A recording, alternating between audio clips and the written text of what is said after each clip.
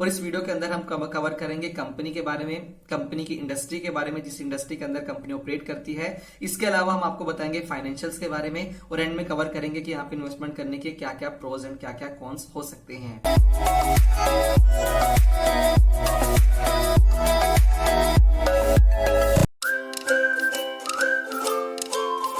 चलिए कम टाइम लेते हुए जल्दी से मूव करते हैं सबसे पहले कंपनी के बिजनेस के ऊपर। दोस्तों, क्राफ्टमैन ऑटोमेशन की बात करें तो ये कंपनी एक लीडिंग इंजीनियरिंग ऑर्गेनाइजेशन है जो इंजीनियरिंग प्रोडक्ट्स को डिजाइन करती है, मैन्युफैक्चर करती है और डेवलप करती है, जिसके बाद ये इनको अलग अलग इंडस्ट्रीज के अंदर बेचती भी है। दोस्तों, अगर हम कंपनी के बिजनेस सेगमेंट की बात करते हैं तो कंपनी के मेजरली 3 बिजनेस सेगमेंट्स हैं। पहला बिजनेस सेगमेंट है ऑटोमोटिव पावर ट्रेन का, इसके बाद सेकंड बिजनेस सेगमेंट है ऑटोमोटिव एल्यूमिनियम प्रोडक्ट्स का एंड थर्ड है इंडस्ट्रियल एंड इंजीनियरिंग डिवीजन। दोस्तों, कंपनी के कस्टमर्स की बात करता हूं तो कंपनी के पास काफी एस्टीम्ड कस्टमर्स भी हैं, जैसे कि टाटा मोटर, अशोक लीलैंड। इसके अलावा और भी ऐसी बहुत सी कंपनीज हैं जैसे कि महिंद्रा एंड महिंद्रा, जो कि बहुत बड़े नाम हैं, जो कि इस कंपनी के कस्टमर्स भी हैं। दोस्तों, cylindrical blocks and cylindrical heads ऐसी 2 चीजें होती हैं जिनका यूज किया जाता है गाड़ियों के अंदर। अगर मैं गाड़ियों की बात करूं तो कमर्शियल व्हीकल्स जैसे कि heavy and medium heavy vehicles होते हैं, वहां पे इनका यूज किया जाता है, जिसको ये कंपनी मैन्युफैक्चर करती है। इसके अलावा इन चीजों का यूज ट्रैक्टर्स के अंदर भी किया जाता है। चलिए दोस्तों, इसके बाद अब बात करते हैं कि जो कि कंपनी के 3 डिफरेंट बिजनेस सेगमेंट्स थे, वहां से इनका टोटल कितना रेवेन्यू निकल के आता है और उसके अंदर ये क्या क्या मैन्युफैक्चरिंग करते हैं। जैसे कि हम स्क्रीन पे देख सकते हैं कि सबसे पहले automotive power train and other segment, जहां से कंपनी का टोटल 47.25% का रेवेन्यू निकल के आता है, यानी कि टोटल रेवेन्यू में से ये business vertical almost half of the revenue का कंट्रीब्यूशन करता है। और दोस्तों, इसकी बात करें तो ये कंपनी इस बिजनेस सेगमेंट के अंदर हाईली इंजीनियरिंग प्रोडक्ट्स बनाती है, जिसका यूज किया जाता है OEM producing commercial vehicles, special utility vehicles, tractors end of highway vehicles के अंदर। तो दोस्तों, सेकंड बिजनेस वर्टिकल है कंपनी का ऑटोमोटिव एल्यूमिनियम प्रोडक्ट्स, जो कि इनके टोटल रेवेन्यू के अंदर 17.17% का कंट्रीब्यूशन करता है। और इस सेगमेंट के अंदर कंपनी मैन्युफैक्चर करती है सिलेंड्रिकल ब्लॉक्स को, जिनका यूज किया जाता है 2 wheelers, engine, structural parts, passenger vehicles. इसके बाद में बात करता हूं इंडस्ट्रियल एंड इंजीनियरिंग सेगमेंट का, जो कि इनके टोटल रेवेन्यू के अंदर 35% का कंट्रीब्यूशन करते आए हैं। दोस्तों, इस बिजनेस सेगमेंट के अंदर कंपनी के आगे 2 और सब सेगमेंट्स हैं। सबसे पहला है स्टोरेज सोल्यूशन, जो कि warehousing and industrial sector में अपना बिजनेस रन करता है, और इसके अलावा हाई एंड प्रिसीजन प्रोडक्ट्स, जो कि मेनली एक्सपोर्ट के अंदर यूज किया जाता है। दोस्तों, कंपनी के बिजनेस के बाद अब हम बात करते हैं इंडस्ट्री के बिजनेस में, कि जिस इंडस्ट्री के अंदर ये कंपनी ऑपरेट करती है वहां पे क्या क्या चीजें आपके लिए जानना बहुत ज्यादा जरूरी है। सबसे पहले दोस्तों, अगर मैं बात करूं 3 सेगमेंट्स की, जो बिजनेस सेगमेंट जो इस कंपनी के लिए बहुत ज्यादा इंपॉर्टेंट है, जैसे कि passenger vehicle segment, commercial vehicle segment. In 2 segment के अंदर एक्सपेक्ट किया जा रहा है कि आने वाले सालों में 5 to 7% का कंपाउंडिंग ग्रोथ हो सकता है। इसके अलावा थर्ड एक और ऐसा सेगमेंट है जो कंपनी के लिए बहुत ज्यादा इंपॉर्टेंट है, जो है ट्रैक्टर सेगमेंट। और ट्रैक्टर सेगमेंट में भी उम्मीद लगाई जा रहा है कि आने वाले सालों में 4 to 6% का कंपाउंडिंग ग्रोथ हो सकता है।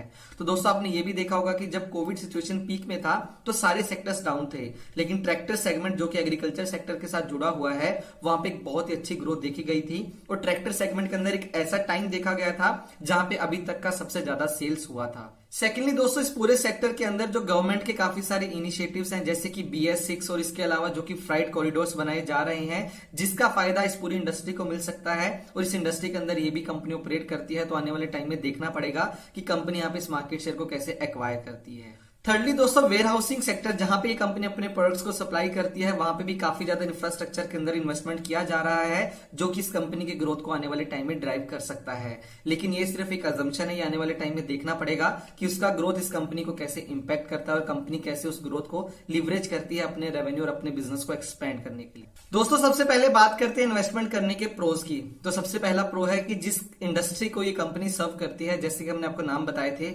पैसेंजर व्हीकल, कमर्शियल व्हीकल और इसके अलावा ट्रैक्टर इंडस्ट्री, वहां हर जगह पे एक्सपेक्ट किया जा रहा है कि वो इंडस्ट्री आने वाले टाइम में 5 से 7% के आसपास के कंपाउंडिंग से ग्रो करेगी। वहीं पे दोस्तों, एक और सेक्टर है पावर ट्रेन सेक्टर, जहां पे भी ये कंपनी अपने प्रोडक्ट्स को सप्लाई करती है, और आने वाले टाइम में उम्मीद किया जा रहा है कि वो सेगमेंट आने वाले टाइम में 12 to 14% के कंपाउंडिंग से ग्रो करेगा। तो अगर पूरी इंडस्ट्री में ग्रोथ होती है तो कंपनी के पास एक अपॉर्चुनिटी रहती है अपने मार्केट शेयर को भी इंक्रीज करने की।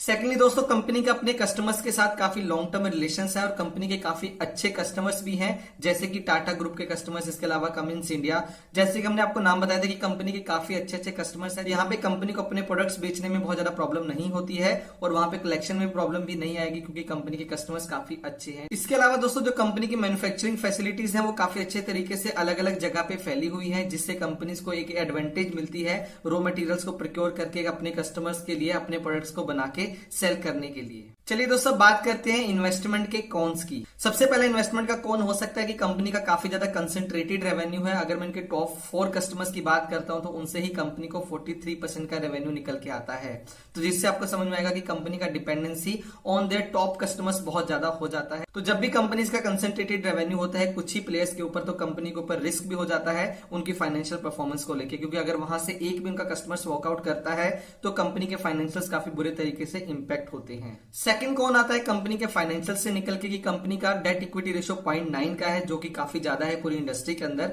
इसके अलावा कंपनी का प्राइस टू अर्निंग रेशियो भी as compare to their industry काफी ज्यादा माना जा सकता है। नेक्स्ट दोस्तों, कंपनी को जो प्रोडक्शन करने के लिए रॉ मटेरियल्स की यूज होती है उनके साथ कंपनी के लॉन्ग टर्म एग्रीमेंट्स नहीं है, जिसके चलते जब भी रॉ मटेरियल्स के लिए कंपनी के लॉन्ग टर्म एग्रीमेंट्स नहीं करती है और जब भी रॉ मटेरियल्स के अंदर कोई प्रॉब्लम आती है, यहाँ पे शॉर्टेज होती है, तो कंपनी का कॉस्ट काफी ज्यादा बढ़ जाता है और कॉस्ट बढ़ने की वजह से कंपनी के मार्जिन भी काफी ज्यादा सीवियरली हिट होते हैं और कंपनी के प्रॉफिट के ऊपर भी असर पड़ता है। इसके अलावा दोस्तों, कंपनी के ऊपर सिविल एंड टैक्स केसेस भी चल रहे हैं और कंपनी का टोटल लायबिलिटी 21 करोड़ के आसपास का है उन लीगल ऑब्लिगेशंस का।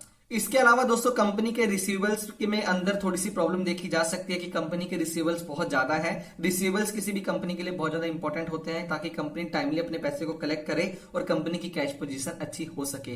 तो आने वाले टाइम में अगर आप यहाँ पे इन्वेस्टमेंट करते हैं तो आपके लिए देखना बहुत ज्यादा जरूरी होगा कि कंपनी अपने ट्रेड रिसीवेबल्स को कैसे मेंटेन करके रखती है। तो दोस्तों, ये थी हमारी आज की वीडियो क्राफ्टमैन ऑटोमेशन के ऊपर। मैं उम्मीद करता हूँ कि आपको आज की वीडियो अच्छी लगी होगी। अगर आपको आज की वीडियो अच्छी लगी तो वीडियो को लाइक करें, कमेंट करके हमें बताएं। हम सारी वीडियोस एजुकेशनल पर्पस के लिए लेके आते हैं। हम कहीं पे भी किसी भी स्टॉक को बाय एंड सेल करने का बिल्कुल भी रिकमेंडेशन नहीं देते।